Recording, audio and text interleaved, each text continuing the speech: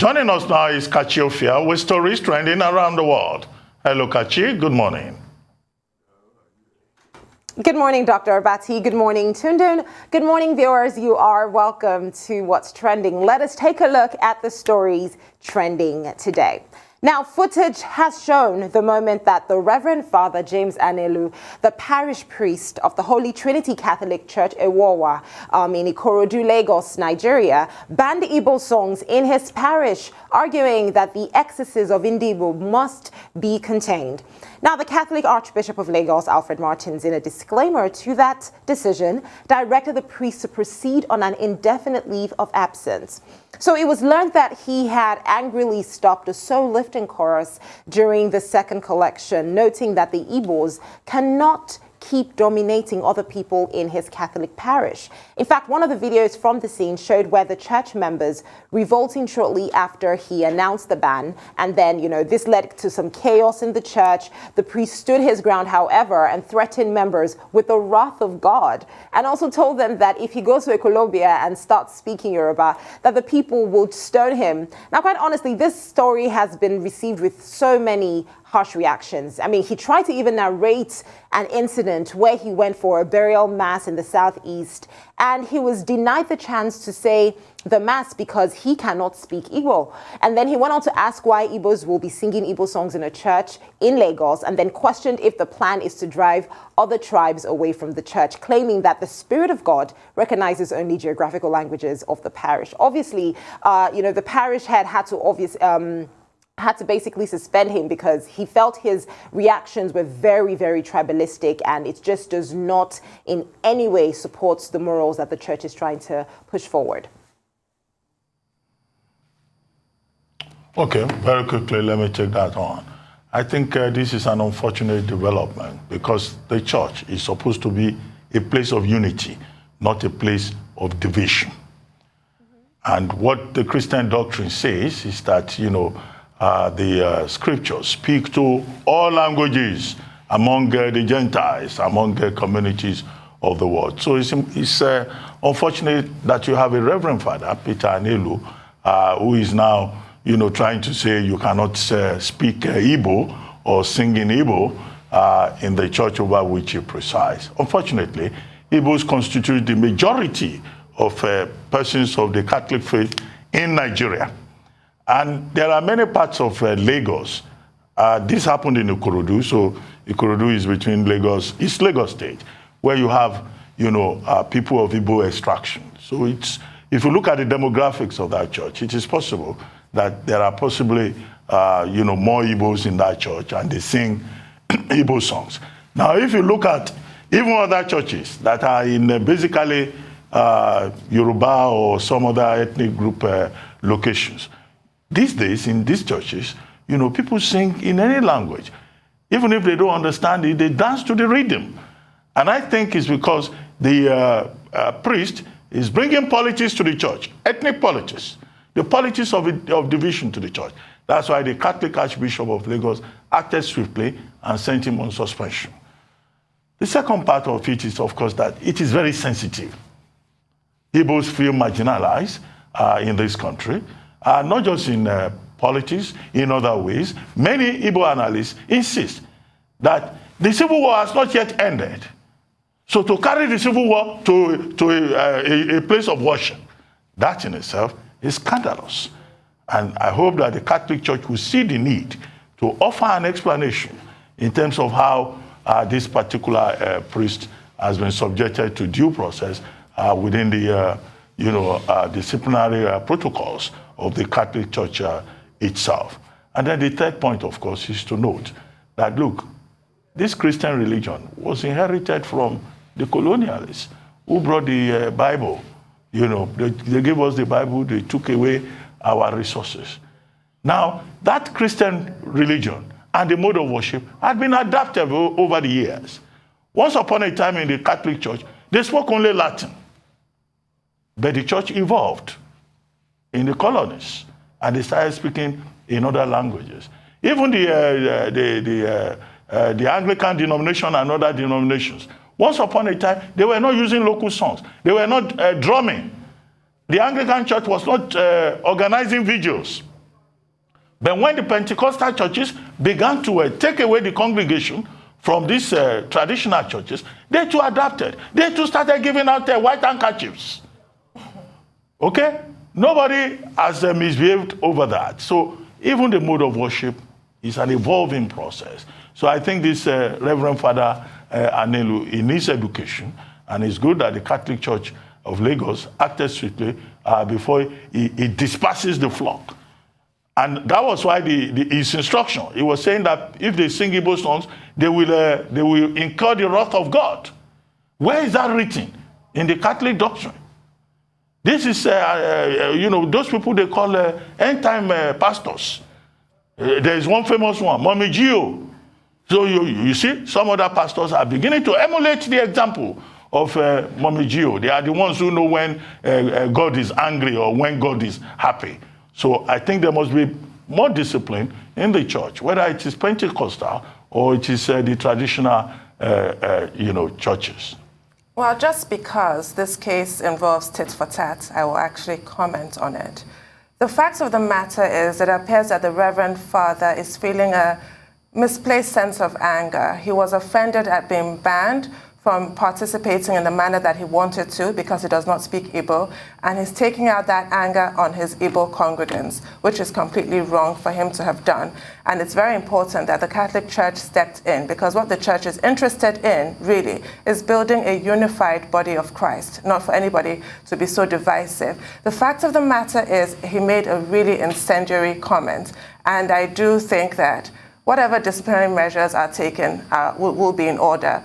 People love to worship in their mother tongue. They love it. And if you have churches all over the country that ensure that you have songs in different mother tongues to appeal to the different demographics within their church. You have people worshiping, you have your Yoruba gospel songs being played, you have Hausa, you have Igbo, you have all kinds of languages.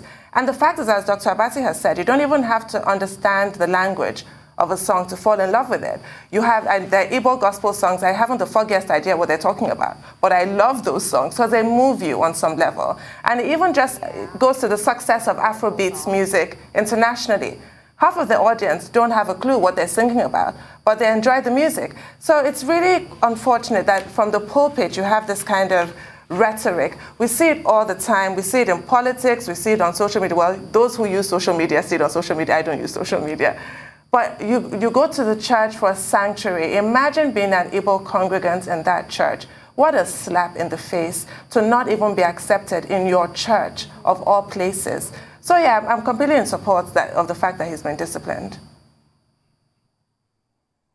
Yeah, completely. I mean, it's like, so do I need to go to where I'm from to worship? Because, I'm not in a Yoruba city.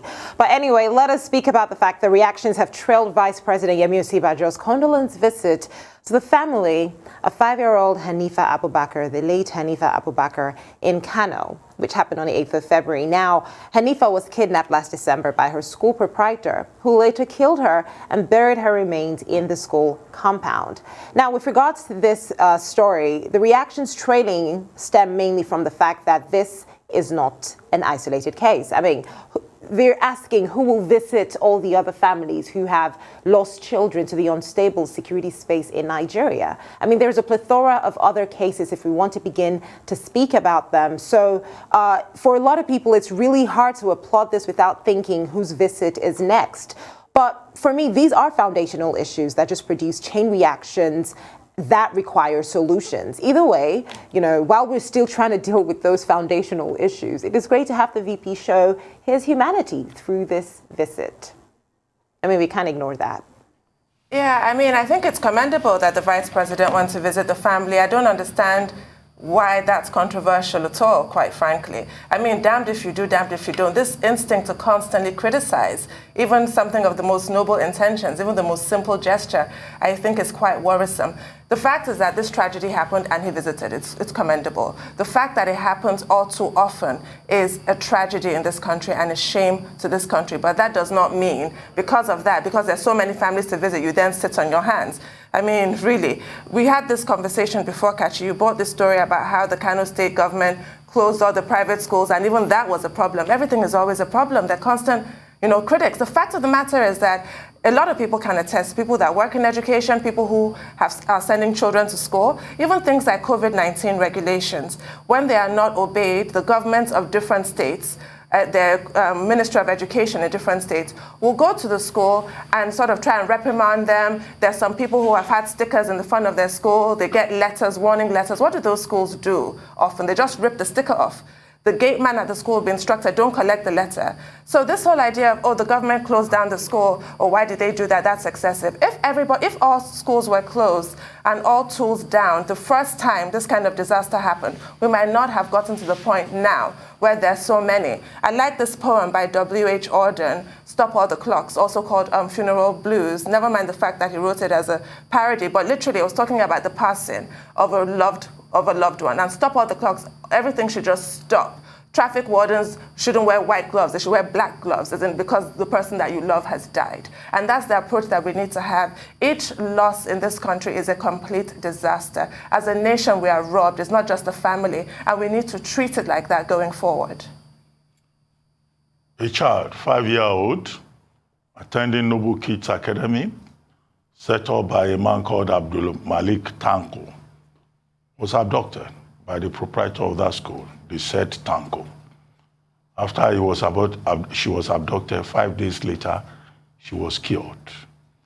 And then when it was discovered that she had died, this same Abdul Malik Tanko went and visited the family.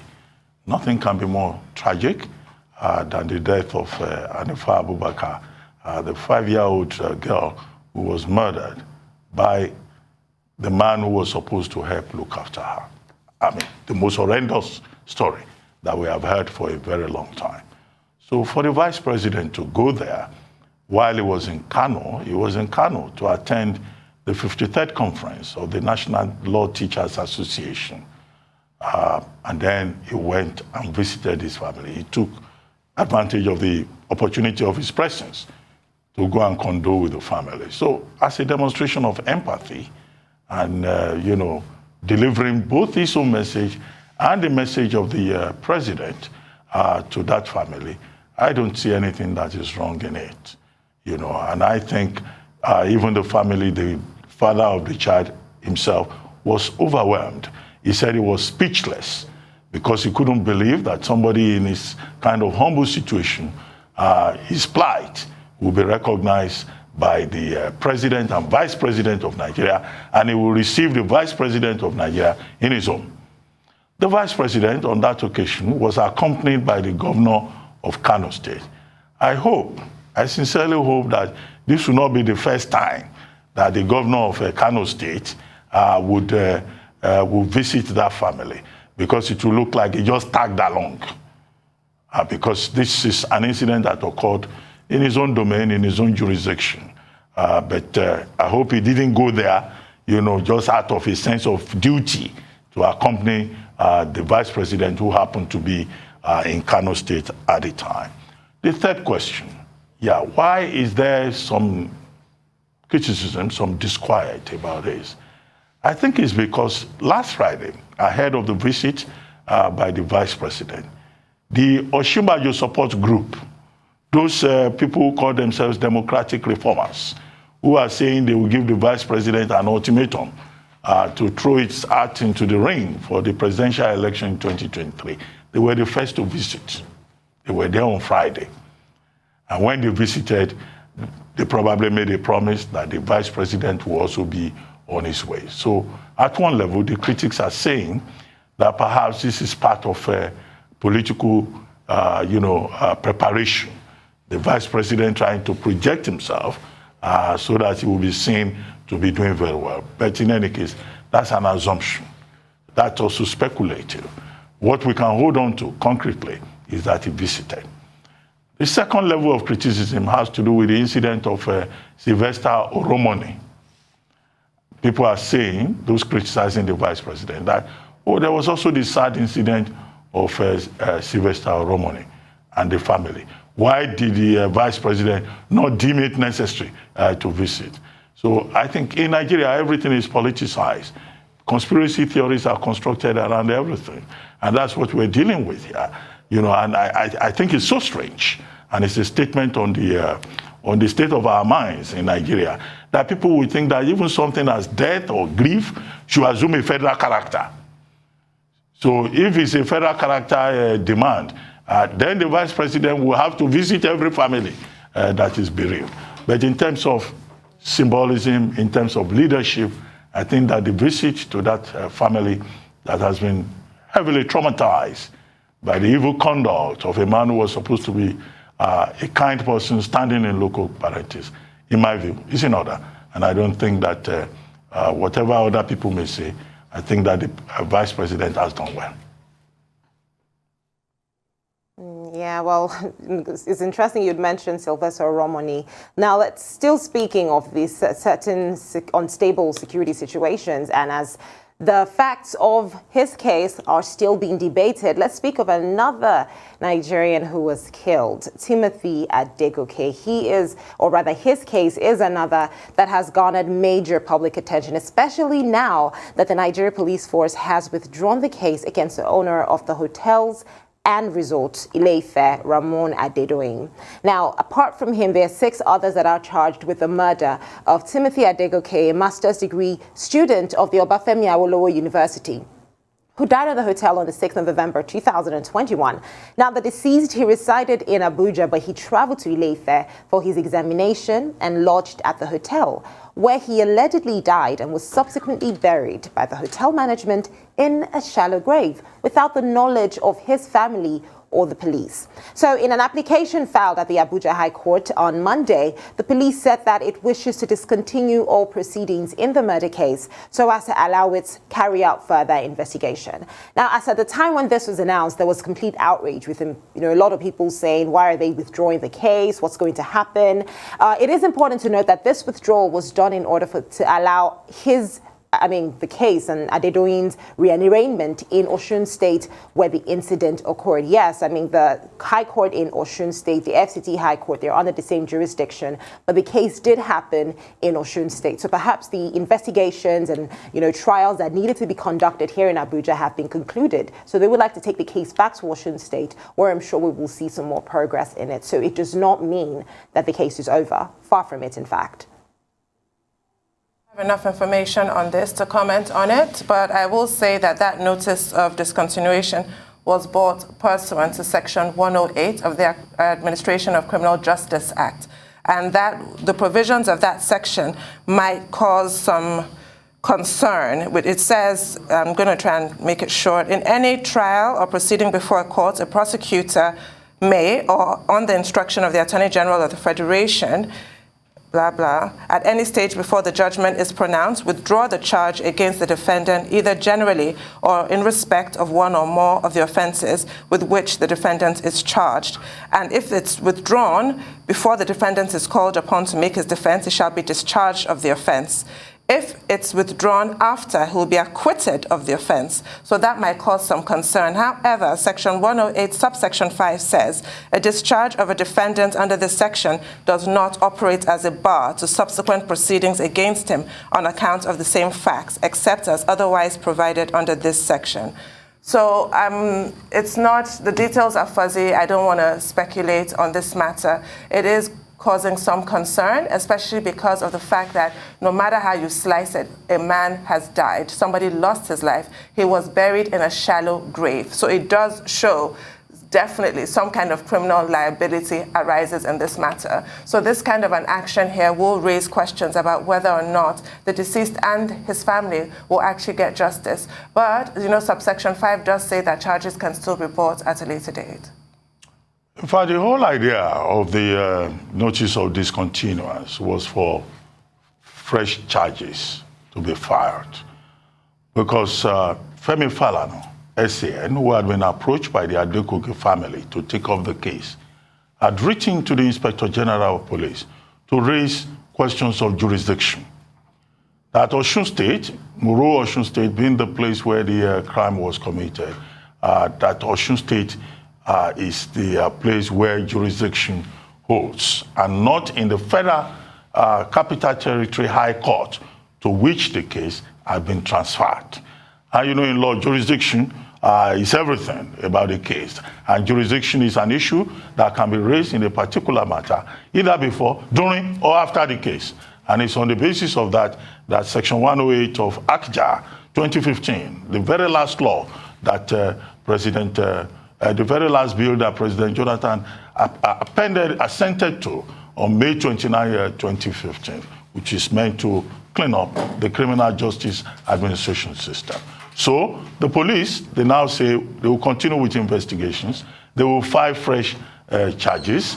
And Femi Falana SCN has already put out a message there that all the people who contributed money to see that this case is duly prosecuted, the money that they have contributed, about 17 million naira, should be given to the Adegoke family, and that he will take up the case pro bono to ensure that justice is done in this matter. So we have not seen the end of it, and it's gratifying to see that what has been done by the police and the federal and the High Court of the Federal Capital Territory does not amount to a cover-up, because that is the fear of many people. And if you look at the facts of the case, very disturbing. I mean, a young master's student who went to the Distant Learning Center of Obafemi Awolowo University in Osun State, in Moro, Osun State, to write his exams, checked into a hotel. Okay, he died. And then the hotel management took it upon itself to bury the body without notifying the family, without informing the police. And so here, you know, they have a case, certainly a case to answer. And it's good that the matter is out there in the public domain, because it looks like this is a matter that every interested party, you know, will be watching very closely. You can't just go and bury another family's corpse without permission, regardless of the circumstances of death. And now there is suspicion that this may be a case of murder. And we hope that the police will do due diligence in this matter, carry out thorough investigation, and that this will not be one of those cases that will be thrown out due to lack of diligent prosecution, because the police constitute a very important chain in the justice administration system. Thank you very much, Kachi.